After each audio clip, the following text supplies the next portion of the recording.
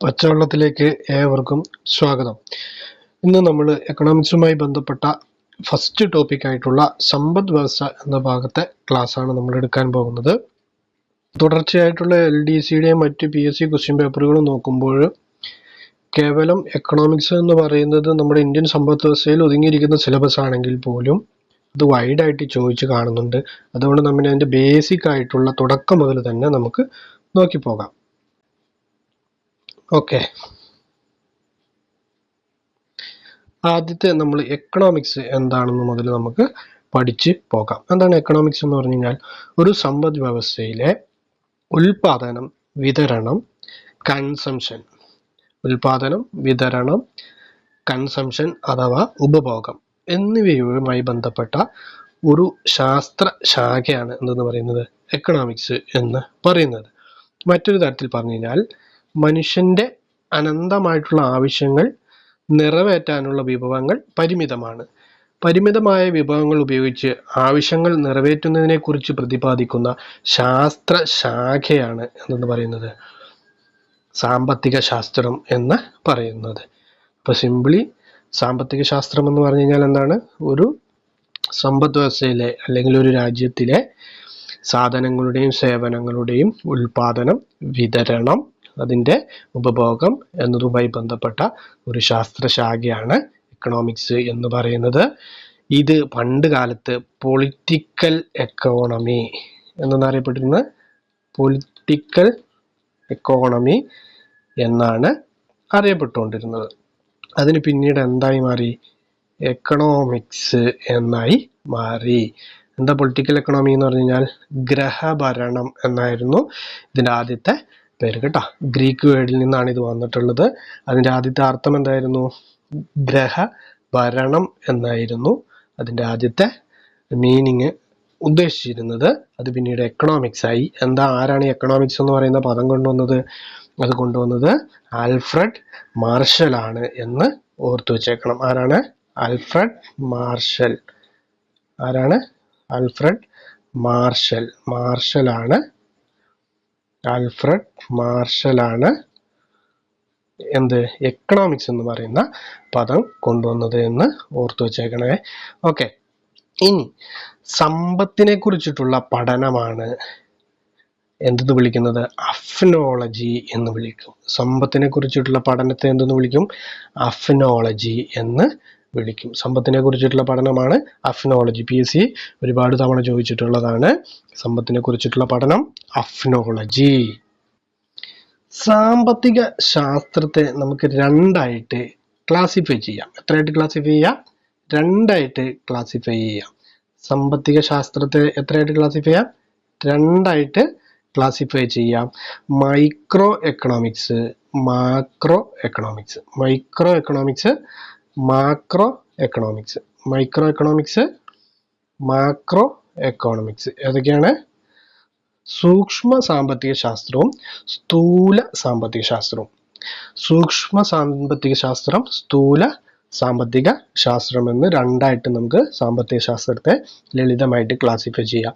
എന്താണ് macro economics എന്ന് പറഞ്ഞു കഴിഞ്ഞാൽ ഒരു സമ്പദ് വ്യവസ്ഥയെ മൊത്തത്തിലെടുത്ത് പഠിച്ചു കഴിഞ്ഞാൽ അതിനെ വിളിക്കുന്ന പേരാണ് മാക്രോ എക്കണോമിക്സ് അഥവാ സ്ഥൂല സാമ്പത്തിക ശാസ്ത്രം എന്ന് പറയുന്നത്. ഇനി ഒരു സമ്പദ് വ്യവസ്ഥയിലെ ചെറിയ യൂണിറ്റുകളെയാണ് ആ പഠനം വിധേയമാക്കുന്നത് എങ്കിൽ അതിനെന്തെന്ന് വിളിക്കാം? മൈക്രോ എക്കണോമിക്സ് എന്ന് വിളിക്കാം. അപ്പൊ രണ്ട് തരത്തിലാണ് ക്ലാസിഫിക്കേഷൻ വരുന്നത്: സൂക്ഷ്മ സാമ്പത്തിക ശാസ്ത്രവും സ്ഥൂല സാമ്പത്തിക ശാസ്ത്രവും. സ്ഥൂല സാമ്പത്തിക ശാസ്ത്രം എന്ന് പറഞ്ഞു കഴിഞ്ഞാൽ എന്താ?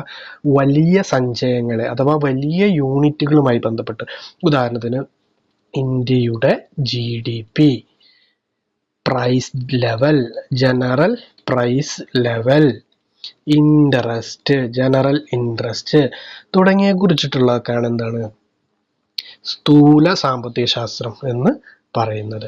ഇനി സൂക്ഷ്മ സാമ്പത്തിക ശാസ്ത്രം എന്ന് പറഞ്ഞാലോ ഓൾറെഡി നമ്മൾ പറഞ്ഞു കഴിഞ്ഞു, ചെറിയ ചെറിയ യൂണിറ്റുകളെ എടുത്ത് പഠിക്കുന്നതാണ് സൂക്ഷ്മ സാമ്പത്തിക ശാസ്ത്രം എന്ന് പറയുന്നത്. അഥവാ ഒരു സമ്പദ് വ്യവസ്ഥയിലെ വ്യക്തികളുടെ ഓരോ ഇൻഡിവിജ്വലിൻ്റെ ഇൻകം, അതുപോലെ ഒരു ഫാമിലിയുടെ ഇൻകം എന്നതിനെ കുറിച്ച് പഠിക്കുന്നതാണ് സ്ഥൂല സാമ്പത്തിക ശാസ്ത്രം എന്ന് പറയുന്നത്.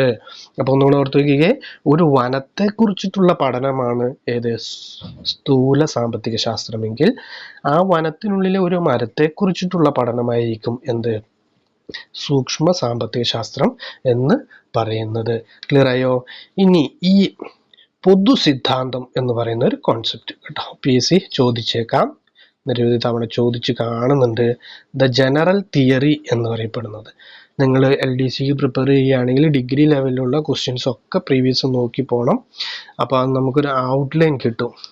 ഇപ്പോൾ ഓരോ PSC ക്വസ്റ്റ്യൻ പേപ്പർ എടുത്തു കഴിഞ്ഞാൽ അതിൽ 4 ഓപ്ഷനുകൾ ഉണ്ടാകും. ആ 4 ഓപ്ഷനുകളും വിശദമായിട്ട് പഠിച്ചു പോയി കഴിഞ്ഞാൽ നമുക്ക് റാങ്ക് ലിസ്റ്റിൽ മുന്നിലെത്താൻ സാധിക്കുകയുള്ളൂ.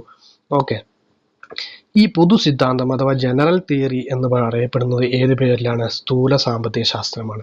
നോക്കിക്കേ, നമ്മൾ ഒരു സമ്പദ് വ്യവസ്ഥ മൊത്തത്തിലെടുത്ത് പഠിക്കുന്നതാണല്ലോ, അപ്പൊ ജനറൽ, അപ്പൊ അതിനെന്തെന്ന് പറയും? സ്ഥൂല സാമ്പത്തിക ശാസ്ത്രം, വിശാല അടിസ്ഥാനത്തിൽ പഠിക്കുന്നതാണ്.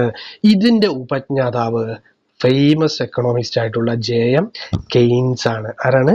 JM കെയ്ൻസ് ആണ്. അപ്പൊ JM കെയ്ൻസ് ആണ് ഏത് മാക്രോ എക്കണോമിക്സിന്റെ ഉപജ്ഞാതാവ് അഥവാ ജനറൽ തിയറി എന്നറിയപ്പെടുന്ന മാക്രോ എക്കണോമിക്സിന്റെ ഉപജ്ഞാതാവ്. അതുകൊണ്ട് തന്നെ അദ്ദേഹത്തിന്റെ ഒരു ഫേമസ് ബുക്ക് ചോദിച്ചേക്കാം. ഏതാണ്? The general theory of employment, interest and money. എന്താണ് ആ ബുക്കിന്റെ പേര്? ഒന്ന് ഓർത്ത് നോക്കിക്കേ, general theory of employment, interest and money. Okay, JM കെയ്ൻസിന്റെ ബുക്ക് ഏതാണ് എന്ന് പറഞ്ഞ് റിപ്പീറ്റ് ചെയ്ത് പഠിക്കുക കേട്ടോ. നമ്മളെല്ലാവരും ഭയങ്കര ഐക്യമുള്ളവരോ ബ്രില്യൻ്റ് ഒന്നും അല്ല. അപ്പോൾ എന്ത് ചെയ്യുക, സ്വാഭാവികമായിട്ടും റിപ്പീറ്റ് ചെയ്യുക, റിപ്പീറ്റീഷൻ കേട്ടോ. റിപ്പീറ്റീഷൻ ആണ് ഏറ്റവും പഠിക്കാൻ പറ്റിയ ഏറ്റവും നല്ലൊരു മെത്തേഡ് എന്ന് പറയുന്നത് കേട്ടോ. ഓർമ്മ ശക്തി കുറഞ്ഞവർ റിപ്പീറ്റ് ചെയ്ത് പഠിക്കുക.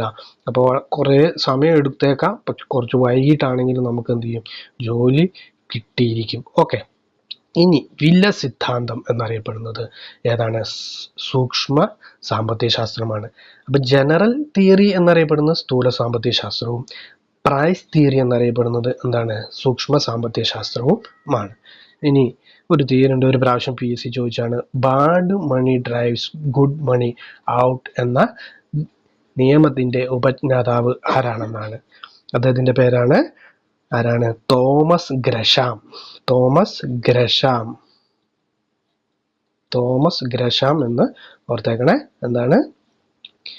ബാഡ് മണി ഡ്രൈവ്സ് ഗുഡ് മണി ഔട്ട് എന്ന നിയമത്തിന്റെ ഉപജ്ഞാതാവാണ് തോമസ് ഗ്രഷാം എന്ന് ഒന്ന് ഓർത്തു വെച്ചേക്കണം, മറക്കരുതേ. ഓക്കെ, ക്ലിയർ ആണോ? അപ്പൊ ജനറൽ തിയറി എന്ന് പറയുന്ന കോൺസെപ്റ്റ് കൊണ്ടുവന്നത് ആരാ? JM Keynes. അദ്ദേഹത്തിന്റെ ബുക്കിന്റെ പേരെന്താണ്? അൺഎംപ്ലോയ്മെന്റ്, അതുപോലെ ഇൻട്രസ്റ്റ്, മണി എന്നതിനെ കുറിച്ചിട്ടുള്ള ഒരു ജനറൽ തിയറി അദ്ദേഹം ഉണ്ടാക്കി.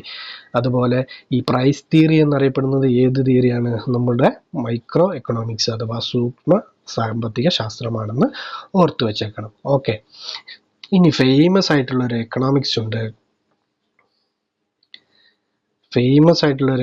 ഉണ്ടല്ലോ. എന്താണ് അദ്ദേഹത്തിന്റെ പേര്? ആഡം സ്മിത്ത് എന്ന് പറയും.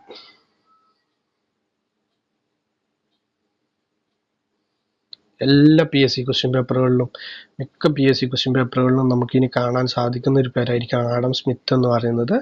ഈ LDC അല്ലെങ്കിൽ പല ക്വസ്റ്റ്യൻ പേപ്പറുകളിലും നമ്മൾ കണ്ടിട്ടുള്ളതാണ് ആഡം സ്മിത്തിനെ കുറിച്ചിട്ടുള്ള ഇത്. നോക്കൂ, Adam Smith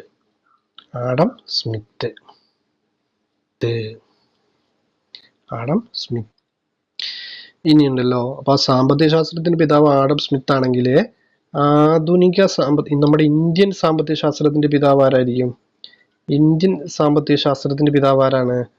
Dadabhai Naoroji. Indian സാമ്പത്തിക ശാസ്ത്രത്തിന്റെ പിതാവ് ആരാണ്? ദാദാഭായ് നവറോജി. മാർക്കോ, ഇന്ത്യൻ സാമ്പത്തിക ശാസ്ത്രത്തിന്റെ പിതാവ് ആരാണ്? ദാദാഭായ് നവറോജി. എന്തുകൊണ്ടാണ് ഇന്ത്യൻ സാമ്പത്തിക ശാസ്ത്രത്തിന്റെ പിതാവ് എന്നറിയപ്പെടാൻ കാരണം?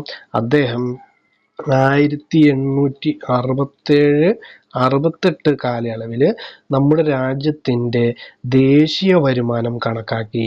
എന്ത് കണക്കാക്കി? നാഷണൽ ഇൻകം അദ്ദേഹം കണക്കാക്കി.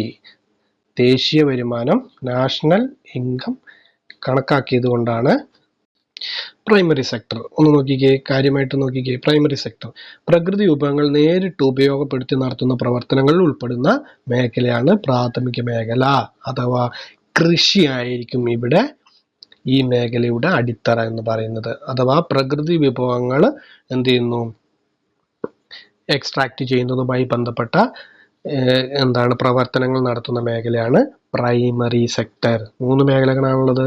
പ്രൈമറി മേഖല, അതിന് നമുക്ക് സിമ്പിളായിട്ട് കാർഷിക മേഖല എന്ന് വേണമെങ്കിൽ പറയാം. രണ്ടാമതായിട്ട് സെക്കൻഡറി സെക്ടർ അഥവാ വ്യവസായ മേഖല എന്ന് വേണമെങ്കിൽ പറയാം. മൂന്നാമതാണ് ടേർഷറി സെക്ടർ അഥവാ സേവന മേഖല എന്ന് നമുക്ക് വേണമെങ്കിൽ പറയാം. ഓക്കെ, പ്രാഥമിക മേഖലയിലും ഏതിനായിരിക്കും ഊന്നൽ നൽകുന്നത്? കാർഷിക മേഖല അഥവാ കൃഷിയായിരിക്കും. അതുകൊണ്ട് കാർഷിക മേഖലയിലാണ് ഇവിടെ ഭൂരിഭാഗം ആളുകളും ജോലി ചെയ്യുന്നതും മറ്റും. ഓക്കെ, കാർഷിക മേഖല. രണ്ടാമത്തെ മേഖലയാണ് സെക്കൻഡറി സെക്ടർ എന്ന് പറയും. രണ്ടാമത്തെ മേഖലയാണ് സെക്കൻഡറി സെക്ടർ അഥവാ വ്യവസായ മേഖല എന്ന് അറിയപ്പെടുന്നു. ദ്വിതീയ മേഖലയെ എന്തെന്നറിയപ്പെടുന്നു? വ്യവസായ മേഖല എന്ന് അറിയപ്പെടുന്നു. അഥവാ പ്രാഥമിക മേഖലയിൽ നിന്ന് ലഭിക്കുന്ന ഉൽപ്പന്നങ്ങൾ ഉപയോഗിച്ചിട്ട് അത് ഒരു അസംസ്കൃത വസ്തുക്കൾ അഥവാ റോ മെറ്റീരിയൽ അവി ഉപയോഗിച്ചുകൊണ്ട് പുതിയ പുതിയ ഉൽപ്പന്നങ്ങൾ ഉണ്ടാക്കുന്ന പ്രവർത്തനങ്ങളാണ് എവിടെ നടക്കുന്നത്? ദ്വിതീയ മേഖല അഥവാ വ്യവസായ മേഖലയിൽ അറിയപ്പെടുന്നത്. അതുകൊണ്ട് തന്നെ ഇതിനെ വ്യവസായ മേഖല എന്ന് കൂടി അറിയപ്പെടുന്നുണ്ട്. ഇവിടെ നിർമ്മാണ പ്രവർത്തനങ്ങൾ, അതുപോലെ എന്തൊക്കെ വ്യാവസായികമായിട്ട് സാധനങ്ങൾ ഉൽപ്പാദിപ്പിക്കുന്നു എന്നിവയാണ് ഇവിടുത്തെ പ്രധാനപ്പെട്ട പ്രവർത്തനങ്ങൾ എന്ന് പറയുന്നത്. മൂന്നാമത്തെ മേഖലയാണ് തൃതീയ മേഖല എന്നറിയപ്പെടുന്നത്. ഏതാണ് മൂന്നാമത്തെ മേഖല? തൃതീയ മേഖല എന്ന് അറിയപ്പെടുന്നു. ഈ തൃതീയ മേഖല എന്ന് പറഞ്ഞു കഴിഞ്ഞാൽ പ്രാഥമിക മേഖലയ്ക്കും ദ്വിതീയ മേഖലയ്ക്കും സപ്പോർട്ട് നൽകുന്ന മറ്റ് അനുബന്ധ സേവനങ്ങൾ നൽകുന്ന മേഖലയാണ് തൃതീയ മേഖല. അതുകൊണ്ട് തന്നെ ഇതിനെ സേവന മേഖല എന്നുകൂടി അറിയപ്പെടുന്നുണ്ട്. ഓർത്തു നോക്കിക്കേ, പ്രൈമറി സെക്ടർ എന്നുകൂടി അറിയപ്പെടുന്നു, കാർഷിക മേഖല എന്നുകൂടി അറിയപ്പെടുന്നുണ്ട്. രണ്ടാമത്തെ സെക്കൻഡറി സെക്ടർ ഏതിനെ അറിയപ്പെടുന്നു? ദ്വിതീയ മേഖല എന്ന് അറിയപ്പെടുന്നു, വ്യവസായ മേഖല എന്ന് കൂടി അറിയപ്പെടുന്നുണ്ട്. മൂന്നാമത്തത് ടേർഷറി സെക്ടറിന് എന്തറിയപ്പെടുന്നുണ്ട്? സർവീസ് സെക്ടർ എന്ന്. എന്തുകൊണ്ടാണ് സർവീസ് സെക്ടർ എന്ന് പറയുന്നത്?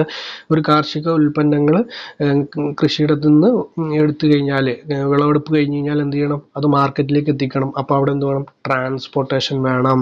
എന്ത് വേണം? ട്രാൻസ്പോർട്ടേഷൻ വേണം. അതുപോലെ പ്രാഥമിക മേഖലയിൽ നിന്ന് വ്യവസായ മേഖലയിൽ നിന്ന് ഉൽപ്പന്നങ്ങളായി കഴിഞ്ഞാൽ അതിന് നശിച്ചു പോയി കഴിഞ്ഞാൽ അതിനെതിരെ ഇൻഷുറൻസ് എടുക്കണം. അതുപോലെ വിത്ത് വാങ്ങുന്നതിന് വേണ്ടിയിട്ടും വ്യവസായങ്ങളുടെ ഫിക്സഡ് അസറ്റുകൾ വാങ്ങുന്നതിനൊക്കെ വേണ്ടിയിട്ട് മൂലധനം ആവശ്യമാണ് അല്ലേ? അപ്പോൾ അവിടെ എന്ത് വേണം? പണം വേണം. അപ്പോൾ ബാങ്കുകൾ, ഇൻഷുറൻസുകൾ, ട്രാൻസ്പോർട്ടേഷൻ എന്നിവയൊക്കെ ഏതിൻ്റെ മേഖലയിൽ പെട്ടതാണ്? തൃതീയ മേഖലയിൽ പെട്ടതാണെന്ന് കൂട്ടുകാർ ഓർത്തിരിക്കണം. ഓക്കെ, പ്രാഥമിക മേഖല, ദ്വിതീയ മേഖല, തൃതീയ മേഖല. ക്ലിയർ ആണോ? ഓക്കെ, ഇനി നമുക്ക് ഒരു ലോകത്തുള്ള നമ്മുടെ സമ്പദ് വ്യവസ്ഥയെ എത്ര രീതിയിൽ ക്ലാസിഫൈ ചെയ്യാം? 3 രീതിയിൽ ക്ലാസിഫൈ ചെയ്യാം. ഏതൊക്കെയാണ്? മുതലാളിത്ത സമ്പദ് വ്യവസ്ഥ അഥവാ ക്യാപിറ്റലിസ്റ്റ് എക്കോണമി. രണ്ടാമത്തത് സോഷ്യലിസ്റ്റ് സമ്പദ് വ്യവസ്ഥ അഥവാ സോഷ്യലിസ്റ്റ് എക്കോണമി. മിശ്ര സമ്പദ് വ്യവസ്ഥ അഥവാ മിക്സഡ് എക്കോണമി. മുതലാളിത്ത സമ്പദ് വ്യവസ്ഥ എന്ന് പറഞ്ഞു കഴിഞ്ഞാൽ എന്താണ്? നമ്മൾ എക്കണോമിക്സ് എന്ന് പറഞ്ഞു കഴിഞ്ഞപ്പോൾ തന്നെ പറഞ്ഞല്ലേ, എക്കണോമിക്സ് എന്ന് പറഞ്ഞപ്പോൾ തന്നെ എന്താ പറഞ്ഞത്? ഒരു രാജ്യത്തെ ഒരു സമ്പദ് വ്യവസ്ഥയിലെ സാധനങ്ങളുടെയും സേവനങ്ങളുടെയും ഉൽപാദനം, അതിൻ്റെ വിതരണം, അതിൻ്റെ ഉപഭോഗം, ഈ 3 ചേർന്നാണ് എന്ത്? എക്കണോമിക്സ് എന്ന് പറയുന്നത്. അതുമായി ബന്ധപ്പെട്ട തീരുമാനങ്ങൾ എടുക്കുന്നത് സ്വകാര്യ സ്ഥാപനങ്ങളോ വ്യക്തികളോ ആണെങ്കിൽ അതിനെന്തെന്ന് വിളിക്കും? മുതലാളിത്ത സമ്പദ് വ്യവസ്ഥ എന്ന് പറയും. എന്തെന്ന് പറയും? മുതലാളിത്ത സമ്പദ് വ്യവസ്ഥ എന്ന് അറിയപ്പെടും. ക്ലിയർ ആണോ? അഥവാ ഒരു സമ്പദ് വ്യവസ്ഥയിലെ ബേസിക് ആയിട്ട് ഫേസ് ചെയ്യുന്ന ഒരു 3-4 ക്വസ്റ്റ്യൻസ് ഉണ്ട്. എന്താണ്? വാട്ട് ടു പ്രൊഡ്യൂസ്, എന്തുൽപാദിപ്പിക്കണം. വാട്ട് ടു പ്രൊഡ്യൂസ്, എന്തുൽപാദിപ്പിക്കണം. പിന്നെയോ എപ്പോൾ ഉൽപ്പാദിപ്പിക്കണം, when to produce, how to produce, എങ്ങനെ ഉൽപ്പാദിപ്പിക്കണം, and for whom to produce, എപ്പോൾ ആർക്ക് വേണ്ടിയിട്ട് ഉൽപ്പാദിപ്പിക്കണം. അപ്പം എന്തുൽപ്പാദിപ്പിക്കണം, എപ്പോൾ ഉൽപ്പാദിപ്പിക്കണം, ആർക്ക് വേണ്ടി ഉൽപ്പാദിപ്പിക്കണം, എങ്ങനെ ഉൽപ്പാദിപ്പിക്കണം. ഒരു സമ്പദ് വ്യവസ്ഥ നേരിടുന്ന അടിസ്ഥാന പ്രശ്നങ്ങളാണ്. എന്തുൽപ്പാദിപ്പിച്ചാൽ ആളുകൾ വാങ്ങും, അത് എങ്ങനെയാണ് ഉൽപ്പാദിപ്പിക്കപ്പെടേണ്ടത്, അത് എപ്പോഴാണ് ഉൽപ്പാദിപ്പിക്കപ്പെടേണ്ടത്, അത് ആർക്ക് വേണ്ടിയാണ് ഉൽപ്പാദിപ്പിക്കപ്പെടുന്നത്. ഇത്തരം ചോദ്യങ്ങളൊക്കെ ങ്ങളിൽ തീരുമാനമെടുക്കുന്നത് ഒരു സമ്പദ് വ്യവസ്ഥയിലെ കോർപ്പറേറ്റുകളോ അല്ലെങ്കിൽ സ്വകാര്യ വ്യക്തികളോ ആണെങ്കിൽ അതിനെ എന്തെന്ന് വിളിക്കും, ക്യാപിറ്റലിസ്റ്റ് എക്കോണമി എന്ന് വിളിക്കും. ഇനി സോഷ്യലിസ്റ്റ് എക്കോണമി ഇല്ലേ, നമ്മുടെ ജവഹർലാൽ നെഹ്റു ഒക്കെ സ്വാതന്ത്ര്യാനന്തരം നമ്മൾ അഡാപ്റ്റ് ചെയ്തിരിക്കുന്ന ഒരു സിസ്റ്റമാണ് സോഷ്യലിസ്റ്റ് എക്കോണമി എന്ന് പറയുന്നത്. അവിടെ ജനങ്ങൾക്കായിരുന്നു പ്രാധാന്യം, വെൽഫെയറിനായിരുന്നു പ്രാധാന്യം, അഥവാ ജനങ്ങളുടെ ക്ഷേമത്തിനായിരുന്നു പ്രാധാന്യം എന്ന് പറയുന്നത്. അഥവാ ഒരു സമ്പദ് വ്യവസ്ഥയിലെ ഞാൻ ഈ പറഞ്ഞിട്ടുള്ള ആദ്യമേ പറഞ്ഞിട്ടുള്ള എന്തുൽപ്പാദിപ്പിക്കണം, എങ്ങനെ ഉൽപ്പാദിപ്പിക്കണം തുടങ്ങിയ ചോദ്യങ്ങളിന്മേൽ തീരുമാനമെടുക്കുന്നത് ഗവൺമെന്റ് ആണെങ്കിൽ, ആരാണ്, ഗവൺമെന്റ് ആണെങ്കിൽ അത്തരത്തിലുള്ള സമ്പദ് വ്യവസ്ഥ എന്ന് വിളിക്കും, സോഷ്യലിസ്റ്റ് സമ്പദ് വ്യവസ്ഥ എന്ന് വിളിക്കും. ഇവിടെയാണെങ്കിൽ ആരായിരിക്കും തീരുമാനമെടുക്കുന്നത്, സ്വകാര്യ വ്യക്തികളോ വൻകിട സ്ഥാപനങ്ങളോ ആയിരിക്കും. അതുകൊണ്ട് തന്നെ ഇവിടെ എന്താണ് ഒരു ലക്ഷ്യം, മാക്സിമം പ്രോഫിറ്റ് നേടുക എന്നതായിരിക്കും. ഇവിടെ എന്തായിരിക്കും, ജനങ്ങളുടെ വെൽഫെയർ അഥവാ ക്ഷേമമായിരിക്കും ലക്ഷ്യമായിട്ടുള്ളത്. ഓക്കെ, ക്ലിയർ ആണോ? ഇനി മിക്സഡ് എക്കോണമി ഉണ്ടല്ലോ. ഇനി മിക്സഡ് എക്കോണമി എന്ന് പറഞ്ഞു കഴിഞ്ഞാൽ എന്താണ്, നമ്മുടെ ഇന്നത്തെ ബെസ്റ്റ് എക്സാമ്പിൾ ആണ് നമ്മുടെ ഇന്ത്യ എന്ന് പറയുന്നത്. നമ്മുടെ ഭാരതം എന്താണ്, മുതലാളിത്ത സമ്പദ് വ്യവസ്ഥയുടെയും സോഷ്യലിസ്റ്റ് സമ്പദ് വ്യവസ്ഥയുടെയും ഒരു മിക്സഡ് ആണ്. അഥവാ ഇത് രണ്ടും കൂടി അഡാപ്റ്റ് ചെയ്ത് കഴിഞ്ഞാൽ അത്തരത്തിലുള്ള സമ്പദ് വ്യവസ്ഥയെ മിക്സഡ് എക്കോണമി എന്ന് വിളിക്കും. മുതലാളിത്ത സമ്പദ് വ്യവസ്ഥയ്ക്ക് ഉദാഹരണം പറഞ്ഞ് പണ്ടൊക്കെ ചോദിച്ചിട്ടുണ്ടായിരുന്നു, അമേരിക്ക, ഫ്രാൻസ്, ബ്രിട്ടൻ എന്നൊക്കെ പോലെ പറയുന്നത് എന്താണ്, ക്യാപിറ്റലിസ്റ്റ് എക്കോണമിക്ക് ഉദാഹരണമാണ്. സോഷ്യലിസ്റ്റ് സമ്പദ് വ്യവസ്ഥയ്ക്ക് പറഞ്ഞ് വേണമെങ്കിൽ നമുക്ക് ചൈന വേണമെങ്കിൽ പറയാം, പഴയ USSR ഒക്കെ വേണമെങ്കിൽ പറയാം. സോഷ്യലിസ്റ്റ് മിക്സഡ് എക്കോണമി നമ്മുടെ ഇന്ത്യ പോലുള്ള രാജ്യങ്ങൾ. ഓക്കെ, ക്ലിയർ ആണോ? ഓക്കെ.